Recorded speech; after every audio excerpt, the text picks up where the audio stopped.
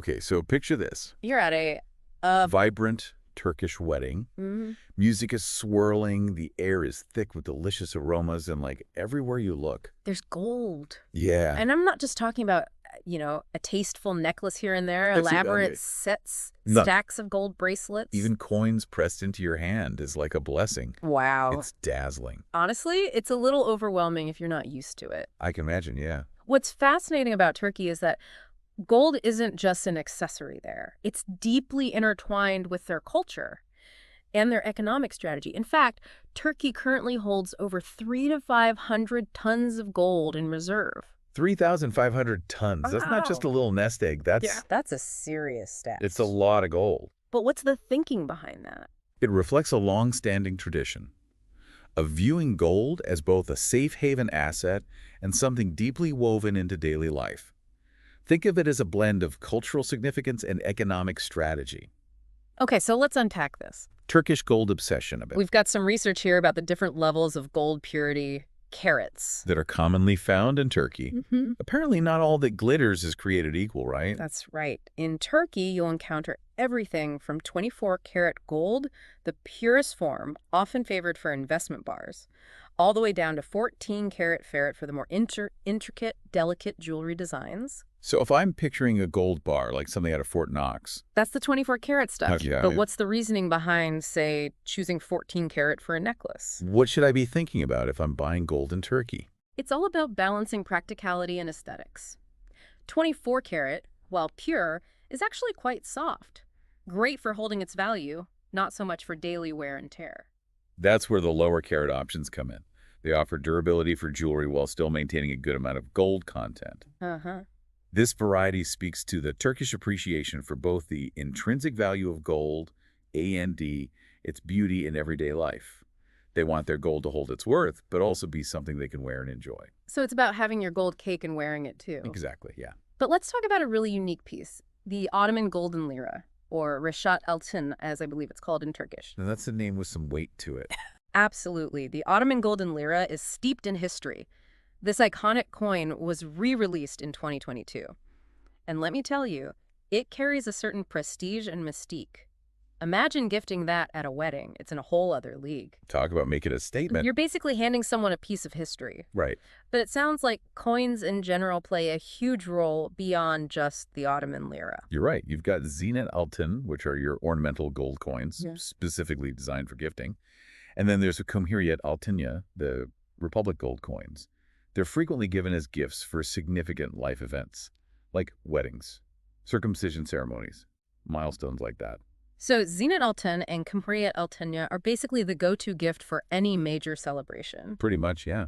Could you tell us a bit more about what makes each of them unique besides what they're named for? Each coin tells a story. Take the Republic coins, for example. They often bear engravings of Turkish symbols and phrases, including one that reads, Hakimiyet Militindir, meaning sovereignty belongs to the nation. Wow.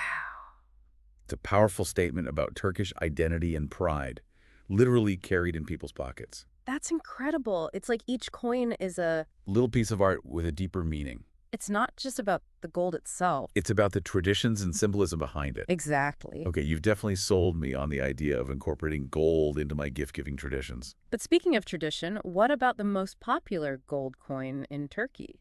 You mentioned something about a little gold earlier. You're talking about the Kasuk Altın, the quarter gold lira. Okay. It's the most common gold coin gifted in Turkey. Okay, so tell me more about this Kasuk Altın. What makes it so special? It's fascinating, really. This tiny coin, weighing in at just 1.7 grams, carries immense cultural weight. Giving a Kasuk Altın isn't just about the monetary value. It's a heartfelt gesture. Oh. It conveys blessings for prosperity, good fortune, and a connection to generations past. I love that. It's like a tangible symbol of well wishes. You can hold it in your hand, feel its weight. It's a different feeling altogether compared to, just handing someone a bill. Yeah. But speaking of buying and selling, I'm curious about how those traditions we've been discussing actually play out in Turkey's gold market. I mean, it can't just be about jumping online and adding a gold coin to your cart, right? You're absolutely spot on. While online platforms do exist, the heart and soul of gold trading in Turkey lies in those enchanting traditional jewelry shops. Yeah. The kuyumku. Oh, I can just imagine. Those beautifully crafted displays, the rhythmic tapping of a goldsmith's hammer. The air filled with the scent of Turkish coffee. Yeah, It's an experience. It's a cultural immersion, not just a transaction. precisely. And here's where Turkey's relationship with gold takes an even more fascinating turn. Okay. You ready for this? You can actually buy gold directly through Turkish banks. Wait, seriously? Yeah. Banks are just casually dealing in gold bars and coins alongside like your checking account. That's next level. It speaks volumes about how deeply embedded gold is within their financial system. Remember those impressive gold reserves we talked about earlier? Yeah. It's a deliberate strategy to maintain economic stability, especially considering the fluctuations of the Turkish lira against the US dollar. That makes a lot of sense. It's like their safety net, something reliable and constant in a world of economic uncertainty. This intertwining of tradition and economics is captivating. So we've got the kunyanku, the banks, online options. But is there anything else someone should be aware of when it comes to buying gold in Turkey? Interestingly, you'll find more than just Turkish gold in the market. Syrian gold, easily identifiable by its reddish hue, is also quite common. Right. It's typically 21 karat and often priced lower than its Turkish 22 karat counterpart. Okay, so let me get this straight. Yeah. Not only is there a whole cultural aspect to navigate, but there are subtle differences in the types of gold being sold. Now, I'm really feeling like I need a crash course in gold spotting before my next trip to Turkey. Right. But seriously, this is all incredibly insightful. I have to ask, from your perspective, what's the biggest takeaway for someone like me? Someone who finds Turkish culture endlessly fascinating, Yeah. but doesn't necessarily consider themselves a gold expert. I mean, it's clear that gold in Turkey is so much more than just a shiny metal. It's woven into the very fabric of their culture. You've hit the nail on the head. It's a symbol brimming with history, tradition, security, and even national pride.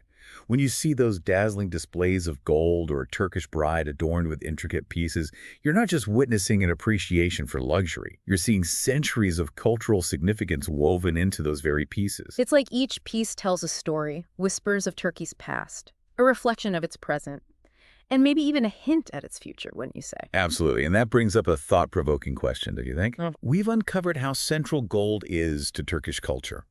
But how might that deep-rooted significance influence their economic decisions moving forward, especially in the face of global uncertainties? Yeah. It's certainly something to ponder, isn't it? It is. You know, we often say on this deep dive that the true treasure isn't always the object itself, but the stories, the insights, the deeper understanding we gain from exploring it. And I think that rings especially true with this deep dive into the world of Turkish gold. I couldn't agree more. And who knows, maybe our listeners have their own gold stories from their travels or interactions with Turkish culture. We'd love to hear about them. Absolutely. If this deep dive has sparked your own curiosity, head over to our website or social media and share your experiences and thoughts. Until next time, keep exploring.